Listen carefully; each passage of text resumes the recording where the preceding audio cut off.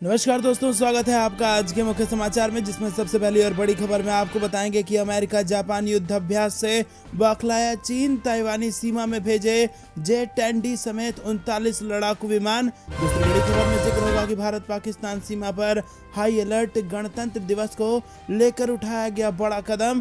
तीसरी बड़ी खबर में जिक्र तीसरे विश्व युद्ध की आहट, पूर्वी यूरोप में नाटो भेज रहा है युद्ध सामग्री और पूरी दुनिया में चल रही है हलचल। इसके साथ चौथी बड़ी खबर में जिक्र होगा कि कोविड-19 महामारी के नाजुक मोड़ पर खड़ी है दुनिया, ओमिक्रॉन आखिरी वेरिएंट नहीं होगा, WHO ने दी है चेतावनी। और इसी के साथ पांचवी बड़ी खबर में आपको बताएंगे कि भारत के युवा दुनिया में परचम फहरा रहे हैं और आज हमें गर्व होता है, प्रधानमंत्री नरेंद्र मोदी का बयान। और साथ ही साथ जिक्र होगा उत्तर प्रदेश के चुनाव का भी, मुख्यमंत्री योगी आदित्यनाथ का बड़ा दावा, यूपी में इतनी सीटें जीतेगी बीजेपी और सहयोगी दलों के साथ बनाएगी सरकार। दोस्तों, हर एक खबर की गहराई में आपको ले जाएंगे, लेकिन उससे पहले अगर आपको विदेश की सेना और पीएम मोदी पर पूरा भरोसा है और अगर आप भी ऐसा मानते हैं कि मोदी है तो हर जीत मुमकिन है, तो दोस्तों आप इस वीडियो को लाइक कीजिए, चैनल पर नए हैं तो लाल बटन को दबा के चैनल को सब्सक्राइब कीजिए और घंटी बजाकर कमेंट में लिखिए जय हिंद। दोस्तों, रुक करते हैं सबसे पहली और बड़ी खबर की तरफ, जिसमें आपको बता दें कि अमेरिका और जापान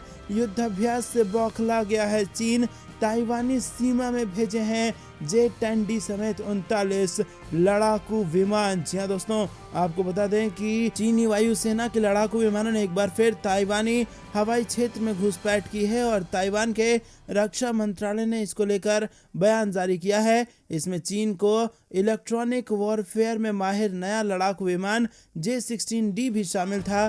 2022 में यह पहला मौका है जब चीन के लड़ाकू विमानों ने इतनी बड़ी संख्या में ताइवान में घुसपैठ की है।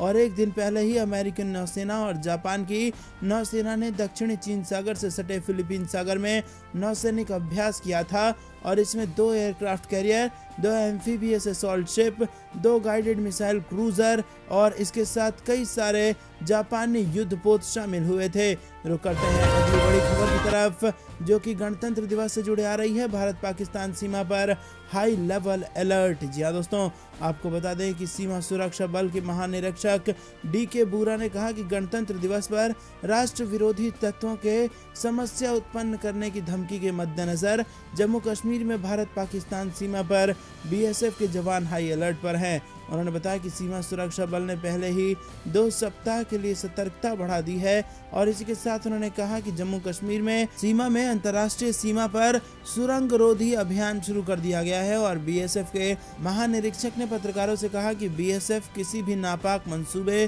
को नाकाम करने के लिए सभी चुनौती का सामना करने को तैयार है। ऐसी जानकारी मिली है कि राष्ट्र विरोधी तत्व समस्या उत्पन्न कर सकते हैं और सीमा पर और भीतरी इलाकों में मंसूबों को नाकाम करने के लिए हाई अलर्ट कर दिया गया है। रुक करते हैं अगली बड़ी खबर की तरफ, तीसरे विश्व युद्ध की आहट, पूर्वी यूरोप में नाटो भेज रहा है युद्ध सामग्री, पूरी दुनिया में मचा है जबरदस्त हलचल। जी हाँ दोस्तों, रूस और यूक्रेन का विवाद अब तीसरे विश्व युद्ध की आहट को पैदा कर रहा है। उत्तर अटलांटिक संधि संगठन यानी कि नाटो सहयोगी बलों को स्टैंड बाय पर रख रहे हैं और पूर्वी यूरोप में नाटो की तैनाती के लिए अतिरिक्त जहाज़ों और लड़ाकू विमानों को भेज रहे हैं। इस वजह से नाटो मित्र देशों की रक्षा पंक्ति को और मजबूत कर रहे हैं, क्योंकि रूस ने यूक्रेन और उसके आसपास सैन्य निर्माण जारी रखा है। एजेंसी की खबर के अनुसार पिछले दिनों में नाटो के कई सहयोगियों ने वर्तमान या आगामी तैनाती के संबंध में घोषणाएं की हैं। डेनमार्क बाल्टिक सागर में एक युद्धपोत भेज रहा है और इस क्षेत्र में नाटो के लंबे समय से चले आ रहे हवाई पुलिस मिशन के समर्थन में लिथुआनिया में 4 F-16 लड़ाकू जेट तैनात करने के लिए तैयार है। मैं आपको बता दें दोस्तों कि नाटो ने सोमवार को एक बयान में कहा कि स्पेन नाटो नौसैनिक बलों में शामिल होने के लिए जहाज भेज रहा है और बुल्गारिया में लड़ाकू जेट भेजने पर विचार कर रहा है। रुक करते हैं बड़ी खबर की तरफ, कोविड-19 महामारी के नाजुक मोड़ पर खड़ी है दुनिया, ओमिक्रॉन आखिरी वेरिएंट नहीं होगा, WHO ने इसको लेकर दी चेतावनी। जी हाँ दोस्तों, दुनिया के सभी देश फिलहाल कोविड-19 के बेहद खतरनाक वेरिएंट ओमिक्रॉन के मामलों में इजाफे से जूझ रहे हैं और इस बीच विश्व स्वास्थ्य संगठन WHO के महानिदेशक टेड्रोस अधनोम घेब्रेयेसस ने सोमवार को कहा कि वर्तमान में विश्व स्तर पर ऐसे हालात बन गए हैं जिनसे और अधिक वेरिएंट को उभरने में मदद मिलेगी और ये कहने का मतलब है कि अभी की स्थिति कोविड-19 के अन्य स्ट्रेन के पनपने के अनुकूल है। ये कहते हुए कि ओमिक्रॉन के मामले में वृद्धि के बाद दुनिया भर में 8 करोड़ से ज़्यादा केस सामने आए हैं, जो कि साल 2020 में आए कुल मामले से अधिक हैं। रुक करते हैं अगली बड़ी खबर की तरफ। भारत के युवा दुनिया में परचम फहरा रहे हैं, आज हमें होता है गर्व, प्रधानमंत्री नरेंद्र मोदी का बयान। जी हाँ दोस्तों, आपको बता दें कि प्रधानमंत्री नरेंद्र मोदी ने वीडियो कॉन्फ्रेंसिंग के जरिए प्रधानमंत्री राष्ट्रीय बाल पुरस्कार विजेताओं के साथ बातचीत वो कर रहे हैं और इस दौरान प्रधानमंत्री नरेंद्र मोदी ने वीडियो कॉन्फ्रेंसिंग के जरिए ब्लॉकचेन प्रौद्योगिकी के उपयोग के जरिए वर्ष 2021 और 22 के प्रधानमंत्री राष्ट्रीय बाल पुरस्कार विजेताओं को डिजिटल प्रमाण पत्र प्रदान किए। प्रधानमंत्री नरेंद्र मोदी वीडियो कॉन्फ्रेंसिंग के जरिए PMRDP के प्रत्येक पुरस्कार विजेता को 1 लाख रुपए उनके खाते में डिजिटली ट्रांसफर भी उन्होंने किया। इस दौरान उन्होंने कहा कि आज राष्ट्रीय बालिका दिवस पर मैं सभी बेटियों को बधाई देता हूं और आपके साथ मैं आपके माता पिता और शिक्षकों को बधाई देता हूं कि क्योंकि आज आप जिस मुकाम पर पहुंचे हैं उसके पीछे उनका बड़ा योगदान है, इसीलिए आपकी हर सफलता आपके अपनों की सफलता है। मैं पिछले साल दिवाली पर जम्मू कश्मीर के नौशेरा गया था और वहां मेरी मुलाकात बलदेव सिंह और बसंत सिंह नाम के ऐसे वीरों से हुई है जिन्होंने आज़ादी के बाद हुए युद्ध में बाल सैनिकों की भूमिका निभाई थी। उन्होंने अपने जीवन की परवाह न करते हुए उतनी कम उम्र में अपनी सेना की मदद की थी। पीएम मोदी ने कहा कि हमारी आज़ादी के 75 साल इसीलिए महत्वपूर्ण हैं क्योंकि आज हमारे सामने अपने अतीत पर गर्व करने और उससे ऊर्जा लेने का समय है। ये समय वर्तमान के संकल्पों को पूरा करने का है। ये समय भविष्य के लिए नए सपने देखने का है, नए लक्ष्य निर्धारित करने और उन पर बढ़ने का है। आज हमें गर्व होता है कि दुनिया की तमाम बड़ी कंपनियों के CEO युवा भारतीय हैं और भारत के युवा स्टार्टअप की दुनिया में अपना परचम फहरा रहे हैं और भारत के युवा नए नए इनोवेशन कर रहे हैं, देश को आगे बढ़ा रहे हैं। प्रधानमंत्री नरेंद्र मोदी ने कहा कि भारत के बच्चों ने अभी वैक्सीनेशन प्रोग्राम में भी अपनी आधुनिक और वैज्ञानिक सोच का परिचय दिया है और 3 जनवरी के बाद से सिर्फ 20 दिनों में ही 4 करोड़ से ज़्यादा बच्चों ने कोरोना की वैक्सीन लगवा ली है। दोस्तों, बड़ी खबर की तरफ। मुख्यमंत्री योगी आदित्यनाथ का बड़ा दावा, यूपी में इतनी सीटें जीतेगी भारतीय जनता पार्टी, सहयोगी दलों के साथ मिलकर बना रही है सरकार। दोस्तों, उत्तर प्रदेश के विधानसभा चुनाव में भारतीय जनता पार्टी और विपक्षी दलों के बीच चुनावी टक्कर तेज हो गई है। दोनों तरफ से वादों और दावों का दौरा जारी है और इस बीच यूपी के मुख्यमंत्री योगी आदित्यनाथ ने बीजेपी की जीत को लेकर एक बार फिर बड़ा दावा किया है। एक इंटरव्यू के दौरान मुख्यमंत्री योगी ने कहा कि बीजेपी यूपी में प्रचंड बहुमत के साथ जीतने जा रही है। मुख्यमंत्री योगी आदित्यनाथ ने दावा किया कि उनकी सरकार ने जनता की उम्मीदों के मुताबिक काम किया है और उन्होंने कहा कि भारतीय जनता पार्टी की केंद्र और प्रदेश की डबल इंजन की सरकार जनता की अपेक्षाओं पर खड़ी उतरी है। हमारी पार्टी 300 से अधिक सीटें जीतकर प्रचंड बहुमत के साथ अपने सहयोगियों संग मिलकर सरकार बनाएगी और इसके साथ ही उन्होंने ये भी कहा कि सभी दलों ने अपनी पहली और दूसरी सूची जिस तरह से जारी की है उससे भी साफ हो जाता है कि कौन कहां पर खड़ा है। दोस्तों, एक तरफ जहां मुख्यमंत्री योगी आदित्यनाथ ने 300 सीटें जीतने का दावा किया है तो वहीं दूसरी तरफ अखिलेश यादव भी अपने हर इंटरव्यू में ये दावा करते नहीं थक रहे हैं कि इस बार वो यूपी में क्लीन स्वीप करने जा रहे हैं। दोस्तों, असली नतीजे 10 मार्च को आएंगे और तभी पता चलेगा कि किसकी बन रही है सरकार, लेकिन भाजपा की सरकार बननी लगभग तय मानी जा रही है। दोस्तों, रुक करते हैं अगली बड़ी खबर की तरफ जो कि मौसम विभाग से आ रही है। मौसम विभाग की चेतावनी, अगले 2 दिन दिल्ली, यूपी समेत कई राज्यों में पड़ेगी कड़ाके की ठंड। जी हाँ दोस्तों, उत्तर पश्चिमी और मध्य भारत में अगले 5 दिनों में न्यूनतम तापमान में 3 से 5 डिग्री सेल्सियस की गिरावट आने की संभावना है, जिससे दिल्ली में ठंडा दिन जैसी स्थिति उत्पन्न हो सकती है और पंजाब, हरियाणा, उत्तर प्रदेश, राजस्थान, गुजरात तथा महाराष्ट्र के कुछ हिस्सों में शीतलहर चल सकती है। भारत मौसम विज्ञान विभाग ने सोमवार को कहा कि अगले 2 से 3 दिनों में पंजाब, हरियाणा, दिल्ली, उत्तराखंड, मध्य प्रदेश, उत्तर प्रदेश, राजस्थान और गुजरात के कुछ हिस्सों में कड़ाके की ठंड पड़ने की संभावना है और इससे ठंडा दिन एवं अत्यंत ठंडा दिन जैसी स्थिति होने का अनुमान है। दोस्तों, रुक करते हैं अगली बड़ी खबर की तरफ।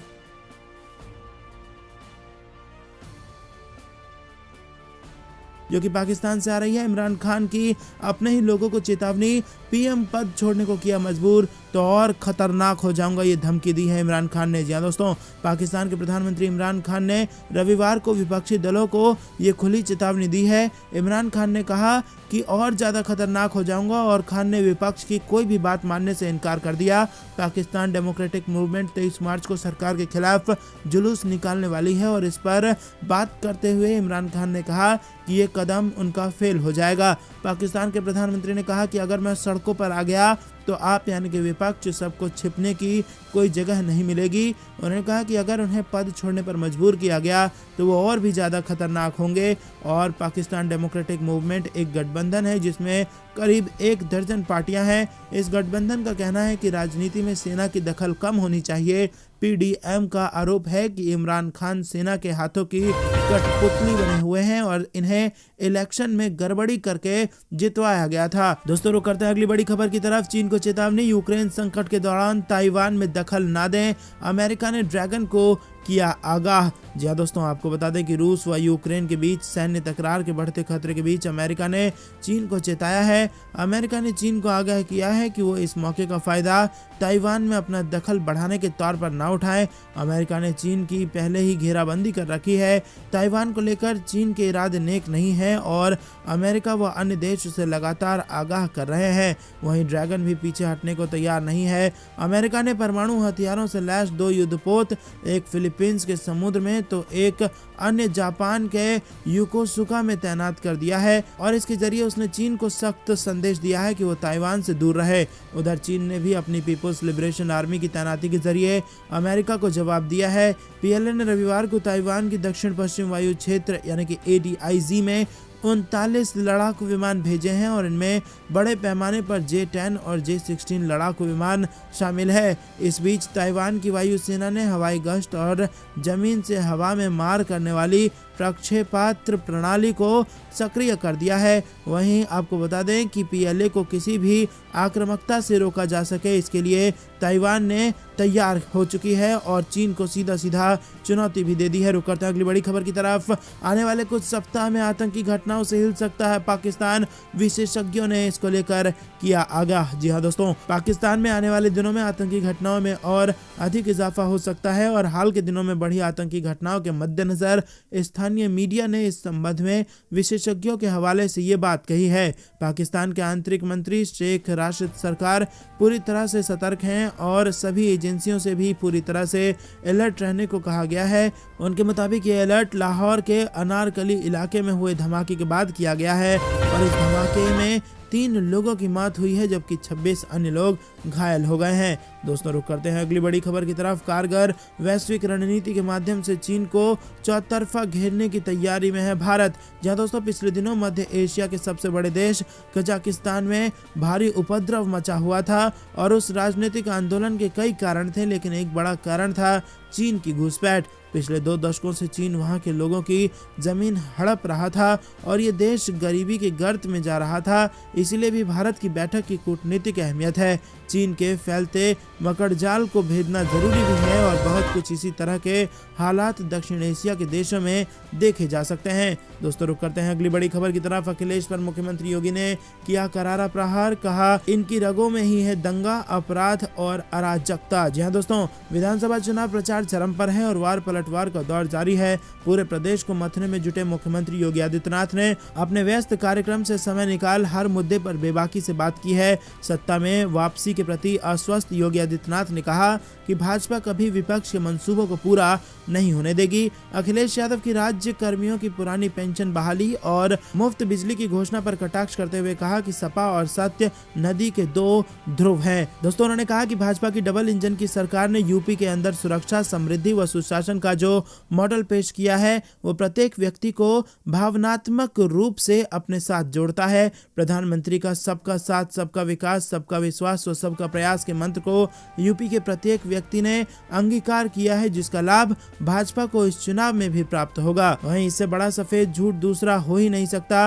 New pension scheme Mulayam Singh Yadav ने प्रदेश का मुख्यमंत्री रहते हुए 2004 में लागू की थी। 2007 तक मुलायम मुख्यमंत्री थे और उन्होंने कर्मचारियों के लिए कुछ नहीं किया। 2012 से 17 तक अखिलेश मुख्यमंत्री थे, तब उन्होंने कुछ नहीं किया और नई पेंशन में 10% सरकार व 10% कर्मचारी का अंशदान होता है। 2004 से 18 तक 14 वर्षों का कर्मचारियों का अंशदान तक जमा नहीं किया गया था। वहीं उन्होंने कहा कि हर व्यक्ति जानता है कि सपा ने अपनी सरकार में प्रदेश को अंधेरे में रखा। सपा शासनकाल में बिजली बामुश्किल 2 घंटे मिल पाती थी, लेकिन भाजपा सरकार में प्रदेश के सभी 75 जिलों में 24 घंटे बिजली की आपूर्ति हो रही है और इसीलिए प्रदेश की जनता सपा के बहकावे में नहीं आने वाली। दोस्तों रुक करते हैं अगली बड़ी खबर की तरफ। जम्मू के MA स्टेडियम में दिखा जवानों में जोश।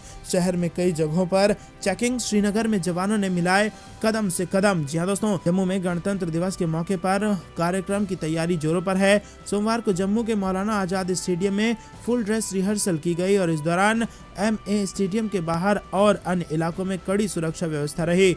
उधर श्रीनगर के शेर कश्मीर क्रिकेट स्टेडियम में भी जवानों ने पुनर्अभ्यास किया। कदम से कदम मिलाए जा की धुन पर जिला पुलिस, CRPF, सशस्त्र पुलिस बल, NCC, वन सुरक्षा बल के जवानों सहित विभिन्न स्कूलों के छात्रों ने मार्च पास्ट में हिस्सा लिया। रुक करते हैं अगली बड़ी खबर की तरफ। उत्तर प्रदेश स्थापना दिवस पर अमित शाह और JP नड्डा ने मांगा जनता का आशीर्वाद। जी हां दोस्तों, उत्तर प्रदेश राज्य में स्थापना दिवस पर प्रदेश के लोगों को बधाई और शुभकामनाएं देते हुए भाजपा राष्ट्रीय अध्यक्ष JP नड्डा और गृह मंत्री अमित शाह ने दावा किया है कि केंद्र की मोदी सरकार और राज्य की योगी सरकार ने प्रदेश के विकास को नई ऊंचाइयों पर पहुंचाया है। भाजपा अध्यक्ष JP नड्डा ने मोदी योगी सरकार की उपलब्धियों का जिक्र करते हुए राज्य के स्थापना दिवस पर बधाई देते हुए ट्वीट कर कहा कि उत्तर प्रदेश के स्थापना दिवस की सभी को हार्दिक शुभकामनाएं। प्रधानमंत्री नरेंद्र मोदी जी के मार्गदर्शन और योगी आदित्यनाथ जी के नेतृत्व में भाजपा की सरकार ने प्रदेश के विकास को नई ऊंचाइयों पर पहुंचा दिया है। नड्डा ने यूपी की जनता का आशीर्वाद मांगते हुए आगे अपने ट्वीट में कहा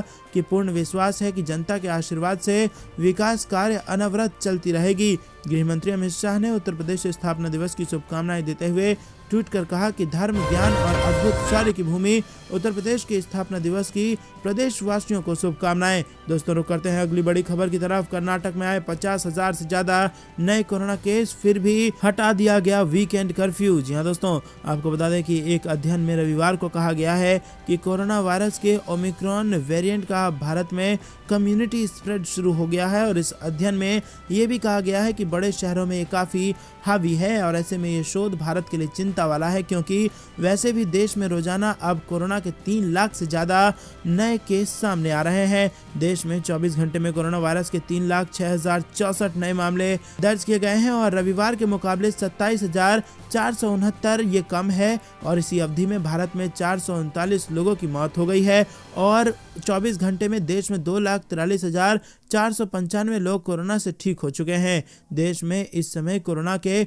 22,49,335 एक्टिव केस हैं और संक्रमण दर बढ़कर 20.75% हो गई है। दोस्तों रुक करते हैं अगली बड़ी खबर की तरफ। अभी 2 दिन और रहेगी ठिठुरन, बूंदाबांदी के बाद भी आसार। पश्चिमी उत्तर प्रदेश में घने कोहरे के साथ कोल्ड डे कंडीशन की चेतावनी। जी हां दोस्तों, आपको बता दें कि शीरन पैदा करती ठंड के बीच सावन जैसी रिमझिम पूरे उत्तर प्रदेश में रविवार को भी जारी रही। बूंदाबांदी के साथ ही दिन भर धुंध छाई रही और हवा ने ठिठुरन भी बढ़ा दी है। मौसम विभाग ने 25 जनवरी तक तेज हवा और गरज चमक के साथ बूंदाबांदी की संभावना जताई है। पश्चिमी उत्तर प्रदेश में घने कोहरे के साथ कोल्ड डे कंडीशन यानी अधिक ठंडे दिन की चेतावनी भी जारी की गई है। वहीं इस बारिश का खेती किसानी पर मौसम का मिला जुला कर असर दिख रहा है। दोस्तों रुक करते हैं अगली बड़ी खबर की तरफ। चीनी सेना ने किया भारतीय किशोर को अगवा तो इंडियन आर्मी ने उठा लिया बड़ा कदम। जी हां दोस्तों, अरुणाचल प्रदेश से चीन की पीपुल्स लिबरेशन आर्मी द्वारा अगवा किए गए किशोर को लेकर भारतीय सेना ने PLA से संपर्क किया है। जी हां दोस्तों, इस बारे में हाल ही में रक्षा सूत्रों ने जानकारी दी है। दरअसल सूत्रों का कहना है कि इस घटना के बारे में जानकारी मिलते ही भारतीय सेना ने तुरंत चीनी सेना से संपर्क किया। उसके बाद सेना ने उनके इलाके में अगवा किए गए किशोर का पता लगाने और उसे स्थापित किए गए प्रोटोकॉल के तहत लौटाने को कहा है। बताया जा रहा है कि अगवा किए गए किशोर की पहचान मिराम तरोन के रूप में हुई है। और दोस्तों आपको बता दें कि इस मामले से परिचित अधिकारियों का कहना है कि अरुणाचल प्रदेश से एक 17 साल के किशोर को PLA ने राज्य के अपर सियांग जिले से कथित तौर पर अपहरण कर लिया है। दोस्तों सारे रास्ते भारत की सरकार ने खंगाल लिए हैं और अगर नहीं वापस किया गया ये 17 साल का किशोर तो भारत की सेना ले सकती है बड़ा एक्शन। रुक करते हैं अगली बड़ी खबर की तरफ। अमेरिका के राष्ट्रपति जो बाइडेन ने शी जिनपिंग को दिया करारा झटका, चीन पर लगे प्रतिबंधों को अभी नहीं हटाने वाला है अमेरिका। जी हाँ दोस्तों, अमेरिकी राष्ट्रपति जो बाइडेन ने दो टूक लहजे में चीन को चेतावनी देते हुए कहा कि चीन पर लगे प्रतिबंध को हटाना अभी निश्चित नहीं है। अमेरिकी कारोबारियों को शुल्कों में रियायत देने के बीच जो बाइडेन ने कहा कि अमेरिकी चीन से आयात होने वाले सामानों पर पहले से लगाए गए आयात शुल्कों में रियायत देने के लिए तैयार नहीं है। राष्ट्रपति कार्यालय में बुधवार को आयोजित एक संवाददाता सम्मेलन के दौरान अपने 1 साल के कार्यकाल को रेखांकित करते हुए जो बाइडेन ने कहा कि आयात शुल्कों में रियायत देने के मुद्दे पर अमेरिकी व्यापार प्रतिनिधि कैथरीन ताई काम कर रही हैं। तो दोस्तों ये दिन बहुत कुछ बड़ी और बड़ी खबरें अब तक बने रहने के लिए बहुत बहुत धन्यवाद। देख रहे थे आपका अपना चैनल द इंडियन टीवी। जाने से पहले वीडियो को लाइक और लाल बटन को दबा के चैनल को फ्री में सब्सक्राइब करके घंटी बजाकर कमेंट में जय हिंद जरूर लिखिएगा। जय हिंद, जय भारत।